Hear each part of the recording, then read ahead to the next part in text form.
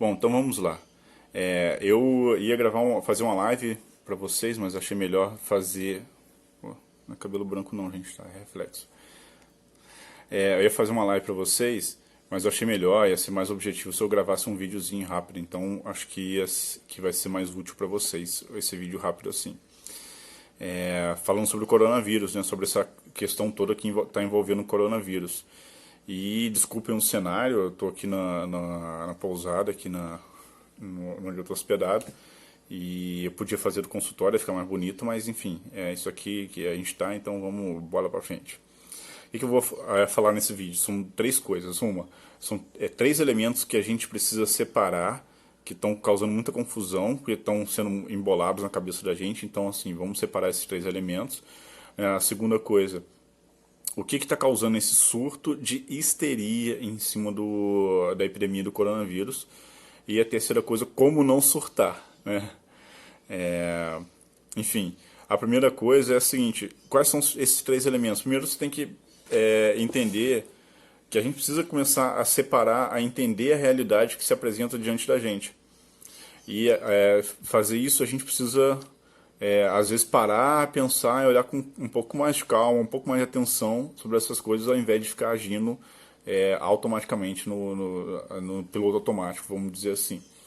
Alguns momentos a gente precisa fazer isso, outros a gente precisa agir no piloto automático, outros não. Quais são esses três elementos?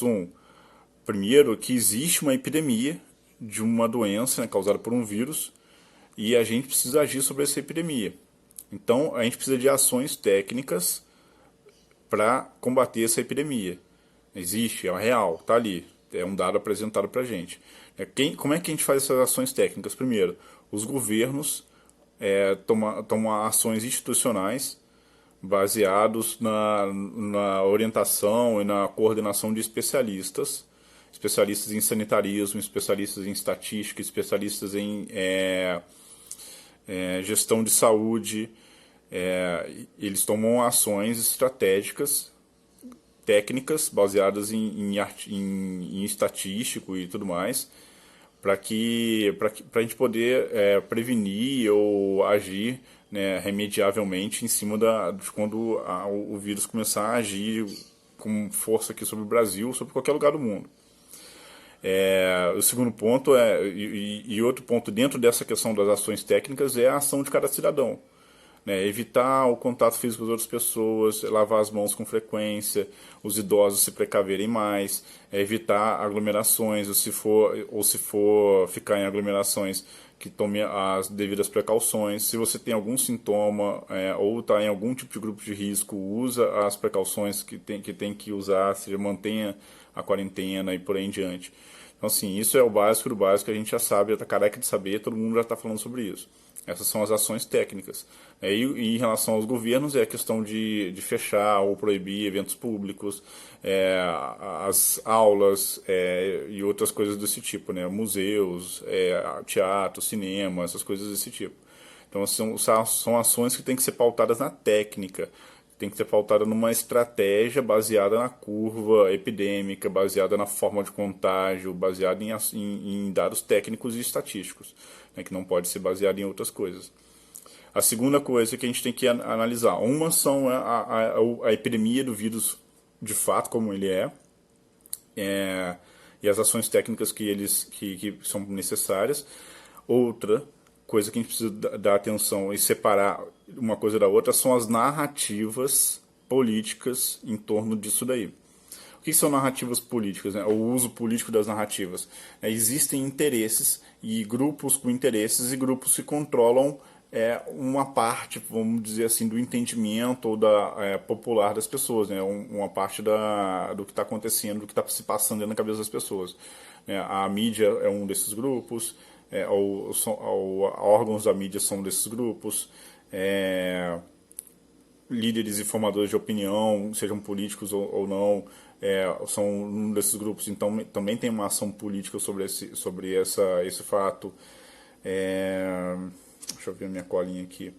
Grupos financeiros, né, econômicos e financeiros têm interesses em relação a isso. Políticos têm interesse em relação a isso. Então o uso disso por exemplo, a gente vê quando, por exemplo, a gente vê alguns governadores tomando uma ação uma semana antes do que deveria ser tomado, para criar uma impressão de que o governo federal não está tomando a ação que deveria tomar, enfim, não vou entrar nesse mérito, mas a gente vê alguns usos políticos sendo feitos por governo usando a máquina pública, né?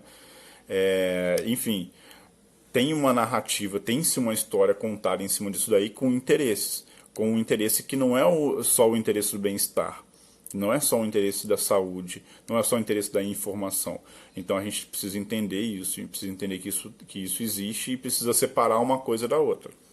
E a terceira coisa é o efeito histérico, o efeito de histeria coletiva que está acontecendo no povo. Quer dizer, o medo, a fobia, a ansiedade, a hipocondria, a fobia social, a agorafobia, todas essas coisas estão sendo disparadas aí aos montes por causa desse discurso, dessa narrativa catastrófica que a gente está observando a mídia e outros agentes, como eu acabei de citar, fazer uso político disso daí.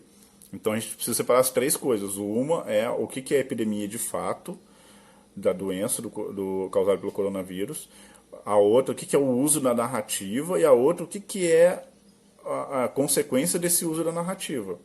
Que é o exagero, que é a histeria coletiva, que é o pânico exagerado, que é o pânico fora, que é onde as pessoas começam a passar mal, a surtar. Beleza? Conseguiram pegar isso daí? Se não conseguiram, aí olhem de novo, vocês vão conseguir entender. Acho que está bem claro. Pronto, fechou essa primeira coisa. Esses três elementos a gente precisa separar.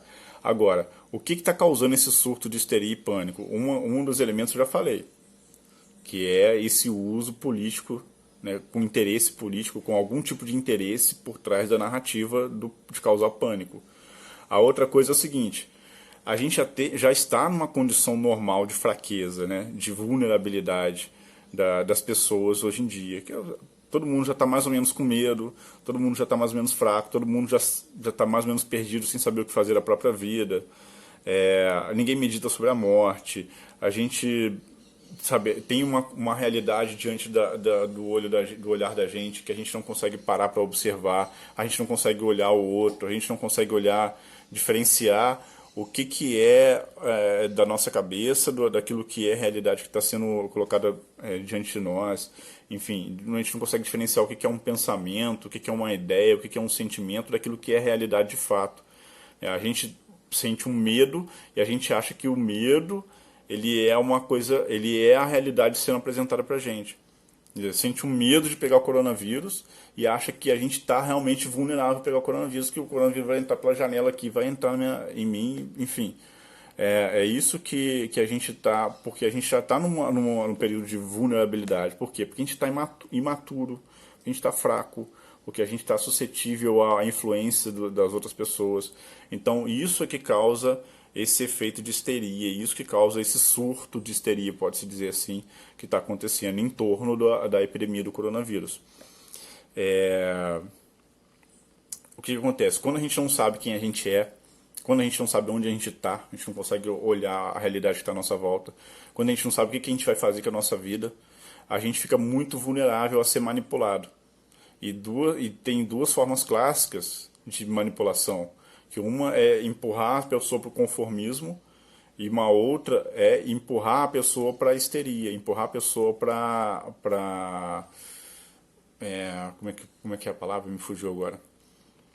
Empurrar a pessoa para essas ações, para essa histeria mesmo, né? Para essa coisa exagerada.